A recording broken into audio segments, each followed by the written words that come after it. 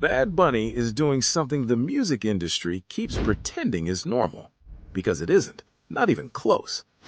Bad Bunny is ruling the global music charts again, not off the back of a viral moment, a high-profile feature, or a Netflix sync deal. Just ruling, because the music is that good, and the world keeps choosing it. And the specific record he's now chasing will quietly confirm something most industry insiders still haven't fully processed about who Bad Bunny actually is at this stage of his career. Every week, Billboard publishes two rankings that function as the music world's global report card. The Billboard Global 200 captures streams and sales from virtually every nation on Earth. The Billboard Global Excl US does the same, but strips out all American consumption entirely, leaving only the rest of the world's listening habits. Together, these two charts reveal which artists have genuine global reach versus which artists are simply very popular in the United States and coasting on that momentum everywhere else. This week, Bruno Mars claimed the top spot on the Billboard Global 200 with Risk It All, the second single from his comeback solo album, The Romantic, launching straight to #1 on debut. Bruno Mars getting a #1 record isn't surprising. The man has been one of the most consistent commercial performers in modern music history for over a decade, and his comeback was always going to land. But here's the detail everyone keeps skimming past. While Bruno Mars sits at #1 on the Global 200, Bad Bunny is still sitting at #1 on the Billboard Global Excl US with DTMF, a song from an album he released earlier this year, still #1 outside America. Now let's talk about why that actually matters. Before we get into it, welcome to Celebrity Talk Show Room. If you're new here, hit subscribe and turn on notifications. We cover the stories that go deeper than the headlines. Now, let's get into it. The Billboard Global Excl US is arguably the more honest chart when it comes to measuring real cultural penetration. American consumption is enormous. It can inflate a song's global numbers based on domestic popularity alone. Strip that out, and what remains is a purer signal.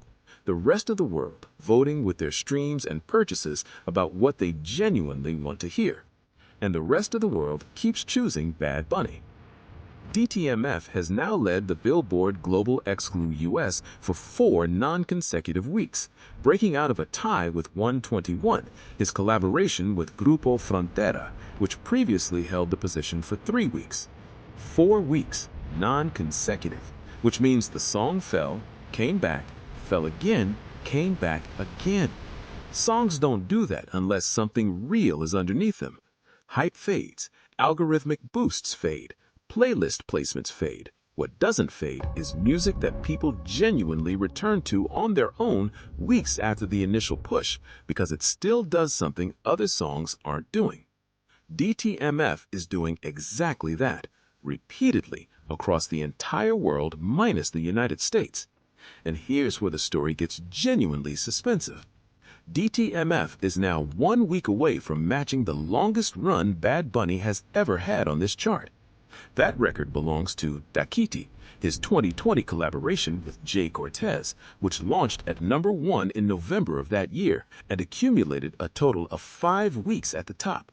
5 weeks, during one of the most culturally chaotic years in recent memory, when the entire entertainment industry had essentially shut down and people were streaming music from their apartments because there was nothing else to do. Dakiti dominated that landscape.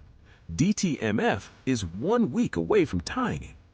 Either the song holds for a 5th week and matches Dakiti as his longest reigning Billboard Global Excl US chart topper, or it falls and comes back, because it has done exactly that before without anyone pushing it back up artificially. Either outcome confirms something important. But zoom out and look at the full picture, because a chart statistic in isolation is just a number. Across his career, Bad Bunny has now placed 4 different songs at #1 on the Billboard Global Excl US: Dakiti, DTMF, 121, and Monaco. 4 separate songs, 4 separate moments of global dominance, spread across different years, different sonic phases of his career, different cultural moments in the world. On the broader Billboard Global 200, which includes American consumption, the list extends to 5 number ones, adding Where She Goes. Right now, DTMF appears on 8 different Billboard charts simultaneously. 8. It lives inside the top 10 on all but one of them.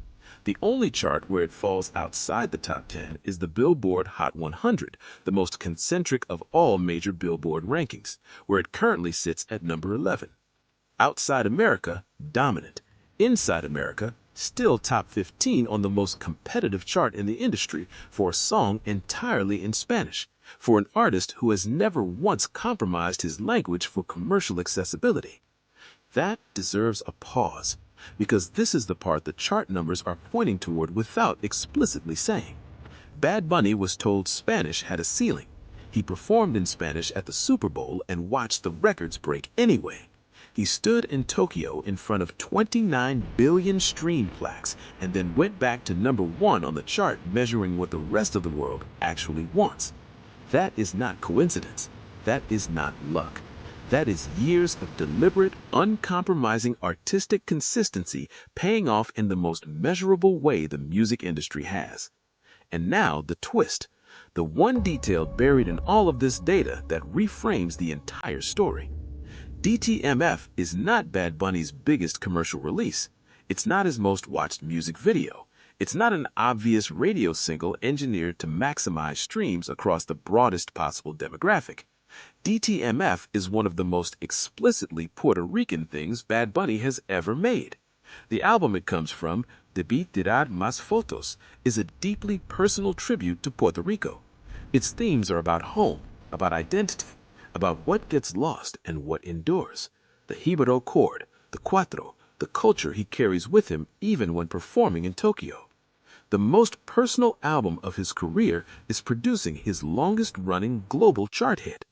The more himself he is, the more the world responds.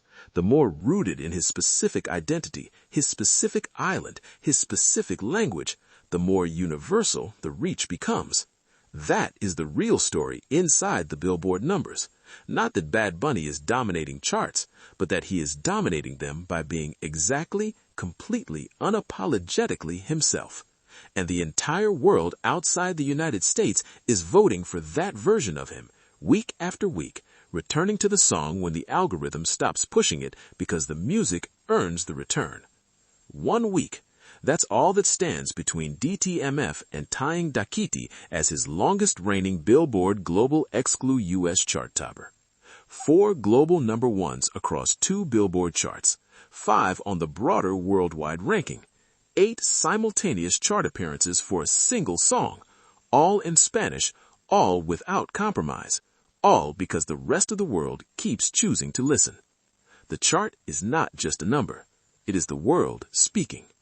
And right now, the world is still saying his name.